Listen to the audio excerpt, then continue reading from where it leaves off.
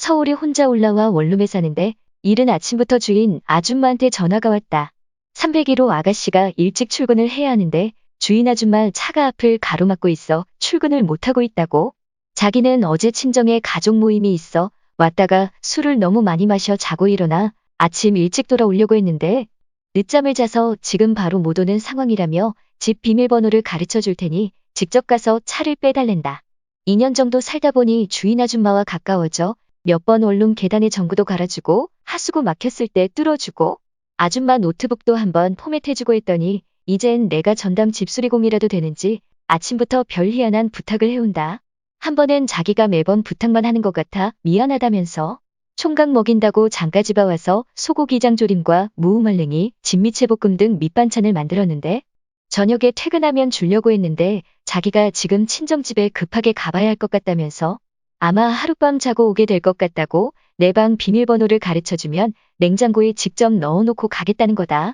그때 잠깐 묘한 기분이 들더라고요. 이 아줌마 혹시 나를 남자로 생각하나? 아무튼 집주인이고 살림살이도 다 주인 거니? 좀 당황스러웠지만 바로 알려줬죠. 그러고 퇴근하고 집에 와보니 냉장고 안이 먹을 걸로 가득 차 있는 겁니다.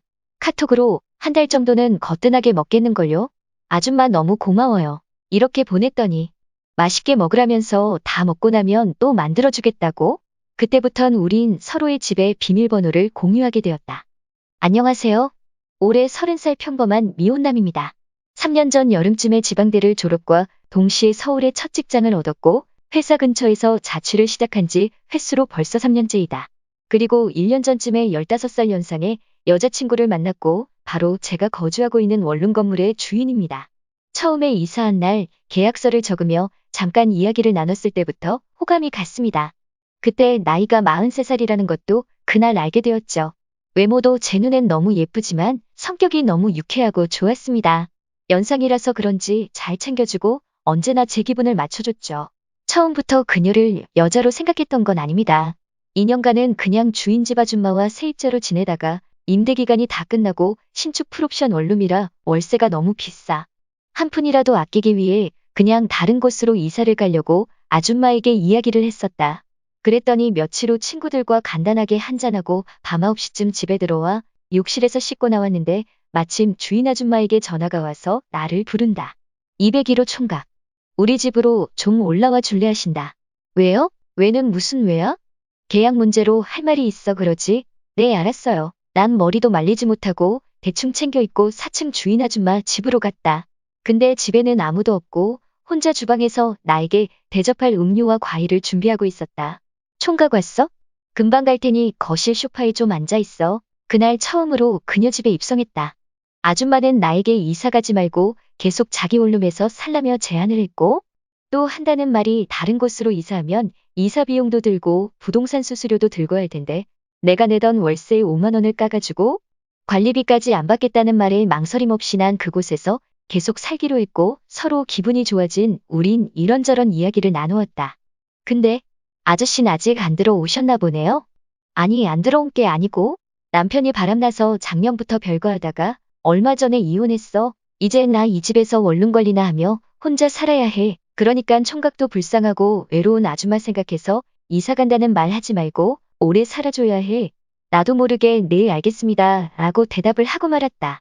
아줌마는 그동안 남편과 별거하느라 원룸에 굳은 일이나 크고 작은 일이 생길 때마다 나를 찾았고 갈수록 나에게 의지하고 있었는데 갑자기 이사를 간다고 하니 나한테 잘 보이려고 온갖 노력을 하기 시작했다. 그날 이후부터 아줌마는 유달리 나를 챙겼다. 자기 집으로 밥 먹으러 와라. 밑반찬 해놨으니까 퇴근할 때 자기 집에 와서 가져가라. 그리고 여전히 집안에 크고 작은 일이 생기면 나에게 연락이 와 물어온다. 심지어 자기가 운전하다가 접촉사고가 났는데 전화가 와서는 어떻게 해야 하냐고 징징대며 울길래 가서 사진 찍고 보험사 부르고 뒤처리를 해준 적도 있다. 그 일로 너무 고맙다며 신세만 진 것 같다며 하루는 집으로 날 초대했다.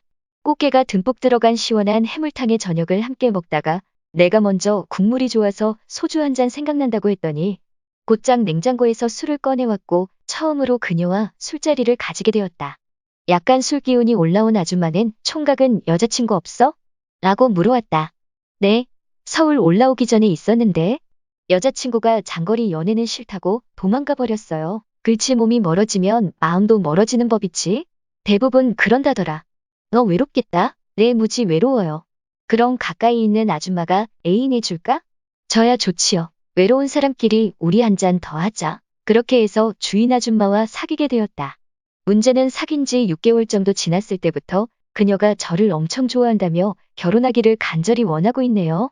저도 처음에는 타지에 와서 외롭고 주인 아줌마가 적극적으로 먼저 다가오니까 가벼운 마음으로 시작한 건데 갈수록 점점 좋아졌네요.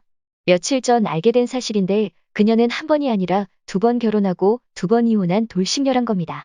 43살인 주인 아줌마는 참 우여곡절이 많았더라고요. 만지도 않은 나이에 2번이나 이혼을 했다고 하는데 첫 남편과 2번째 남편 모두 다 바람나서 부득이하게 이혼했다고 하더라고요.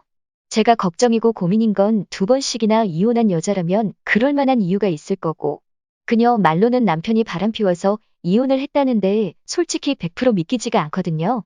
그리고 첫 번째 남편과 사이에 아들이 하나 있는데 한 달에 한 번씩 밖에서 본다고 하는데 그녀가 싫지는 않지만 나이차도 있는데 한 번이 아니라 2번 이혼했다는 것과 첫 남편 사이에서 애가 있어 왕래하고 있다는 것이 마음에 걸리네요. 한편으론 내가 어디 가서 이렇게 잘 맞는 여자를 다시 만날 수 있을까?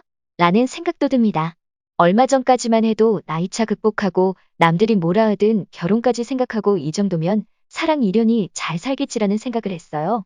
또 평생 돈 걱정 없이 잘 살 수 있을 것 같았는데 제일 친한 친구 녀석이 제 이야기를 듣고는 펄쩍펄쩍 뛰면서 절대 안 된다고 연애는 해도 결혼은 절대로 하면 안 된다고 말리네요.